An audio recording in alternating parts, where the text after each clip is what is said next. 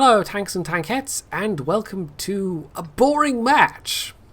This is Lameminator in the Strv S1, and you'll see what I mean when I say it's a boring match. It's also a very well played match for this particular machine. It particularly plays to the strengths of this machine, and that's exactly why it's going to be a boring match. Now this is the premium tier 8 Swedish tank destroyer in air quotes. Of course it's really a prototype MBT, but for our purposes it's a tank destroyer. The main difference between this and the UDES is I think it's got a bit more armour, although I say a bit, it's still only like 30mm. It's slower, but it still has a top speed of 50 kph, so slow is a relative term in this particular context. It also has a better DPM by about 600 on the base figure, so yeah, you're trading some of the extreme speed of the UDES for basically a faster rate of fire, which is a fairly good trade. But in all other regards, it's still one of these Swedish tank destroyers, in that it's incredibly fragile, and you have to do this: sit in a bush and snipe. And this is why this is a boring replay, even though it's going to be a very good result, because this is basically the optimal configuration for this machine, is to sit far away, let other people do the spotting for you, and just pummel them over and over and over. And so therefore it works fairly well in a defensive role, but not particularly well in an offensive role. And so therefore it's just not a particularly interesting line of machines overall, because there is only one way to optimally play them. And if you have to go on the offensive, at that point you've only got your pool of hit points to work with, and you've only got 1,000 of them, so they're not going to last very long. So as you've probably noticed, I've sped this up by about a third for most of this replay. I've saved about 3 minutes off this replay. And you'll see why. I don't usually do this, but I saw this on the replays portal, and I saw it was a good result, and I watched the game. And ordinarily I wouldn't, I'd try and pick out a replay with a bit more action, but that's kind of hard to do in this particular machine because of its very nature. And it's not like the Swedish tank destroyer line are the only line that are like that. Of course, the German Waffenträger line are also extremely thinly armoured and kind of have to play the same role. They have to use bush cover where possible, and then just sit and let other people spot for them, because they don't have the armour and they don't particularly have the hit points. Now in this case, his team is kind of losing a little bit. They're not doing so well in the town. I mean, this is an encounter game, but Lameminator has been just laying down shot after shot. He's already at over 4,000 damage done. He even has a little bit of spotting damage because, of course, while he's in the siege mode, his binoculars and camo net remain active even when he's trundling around at low speed. So all the enemy team that were on the mid-ridge there and the 9-0 line, he's just been putting out so much damage. And he's only got 2 kills so far, but like 4,500 damage in this kind of matchmaking. He's probably topping the team list already just for damage done. Now the E75 in town has just been surrounded completely. It's not looking great. There's a Scorpion G there who's also just ahead of him, who's basically in the same position. No armour, fairly big gun. Bigger gun than this, in fact. But honestly, I think the Scorpion's just a better machine. It's just more flexible. The fact that it's got a turret, if nothing else, and the ability to go more on the offensive. And a big part of the reason why the Swedish TDs are so campy is the ones that have the siege ability, particularly, are very, very hampered when they aren't in siege mode, which just isn't a thing for the German Waffenträgers. Of course, that's only a feature of the Swedish tank destroyers from what, tier 8 upwards? So before that they're just very, very fragile tank destroyers, and they're not the only ones in the game, but yeah, the siege mode in particular does give them a particular flavour. Of course, it's not really a very flexible flavour. It is a flavour, as I've been saying, that you can only play one way.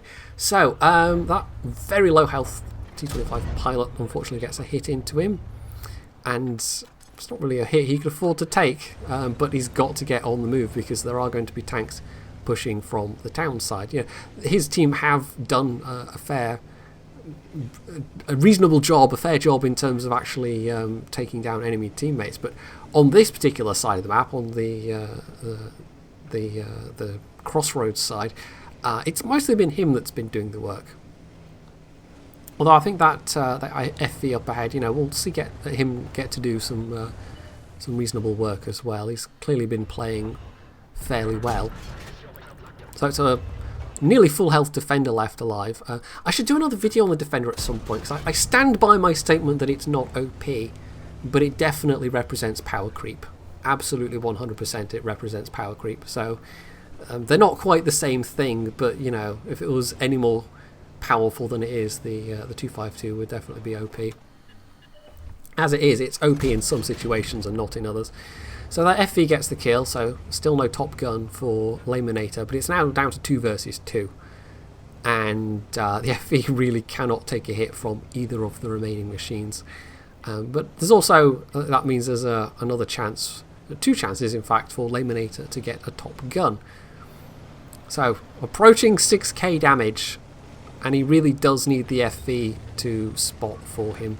We've slowed it down to normal speed now, because the Defender and the KV-3, I think they've got big enough guns that HE would just do a very nasty number that would just penetrate. So the FV, I think, spotted the KV-3, who was a one-shot, and takes that kill. So that just leaves the Defender. Lameminator himself is advocating premium ammo, and it is kind of like late game situation, 2 versus 1, and it's a Defender. Yeah, it's probably sensible to do so. So it's just looking around.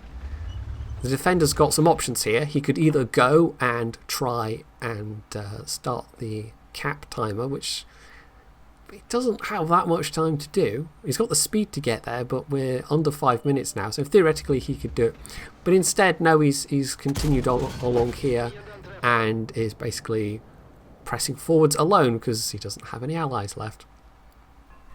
So Lameminator gets in a hit without being spotted, crucially. And he's also got onto his own premium APCR at this point, which I think just has more penetration. I'm not sure it's faster or anything like that, because the regular shells on this are also APCR, as you can see. But yeah, it's like that guy's just now in cover behind a building, and so with the FV not being able to take the hit, they can either all just sit there twiddling their thumbs and hope that the Defender decides to make a move, and he probably won't at this stage, he'd be a bit foolish to, or Lameminator can finally make use of his hit points. And this is the stage of the battle where you can actually go forward and try and be aggressive if you've got enough hit points, because if you can go in and take the hit and trade, it's a 390 average damage gun, he can one-shot this guy. And so he takes the hit. In fact, I think that's an 18 shell he took, but it doesn't matter, because he is able to just get that final kill. So that was an ace tanker along with a top gun and a high caliber. And there was a nice bit of team play at the end there, but when you see the damage that Lameminator did, 6.7k, which was most of his shots finding the mark. The FV also did pretty well, 3.2k, nearly 3.3, and 2 top guns. They had 12 kills out of 15 people between them. The rest of the team, damage-wise, some of them weren't so bad, but it was all a bit like spread out, and the top of the team, the E75 and the Type 4 Heavy, didn't acquit themselves especially well. So that was an 11-minute game in total, but as I said, I was able to squeeze a couple of minutes down, and without a premium account, 67k profit. With a premium, that would have been over 100,000 credits. So that's not bad. But yeah, it's one of those, like, if you've gone down the Swedish TD line anyway and you wanted a crew trainer, then okay, fine. But I suspect you're probably not going to be seeing a huge number of these things just because of their nature. It's not going to appeal to a lot of people. Certainly doesn't appeal to me as a player. and the fact that there are more machines like this in the game kind of makes the top tiers of World of Tanks a little bit less appealing to me anyway. Although, you know, the main number one culprit is still artillery above all else when it comes to that. But the fact that if you can go into a battle and on some maps, let's say you're on Prokhorovka or whatever, and you see there's a bunch of those, then it makes pressing forwards not fun. Because you know you're just going to get hit over and over and over again by a tank destroyer that you probably won't see until it's far too late. So, there you go. A bit of ace tanker action in the Tier 8 Swedish Premium. And I think you'll agree it was a very well-played game for the machine, but it was also very boring. And that's just how it is with this particular class of machines, unfortunately. So hopefully you have enjoyed it. Even so, if you have, you can hit the like button, you can leave any comments below, you can sub to my channel if you haven't already, and as always, stay tuned for more.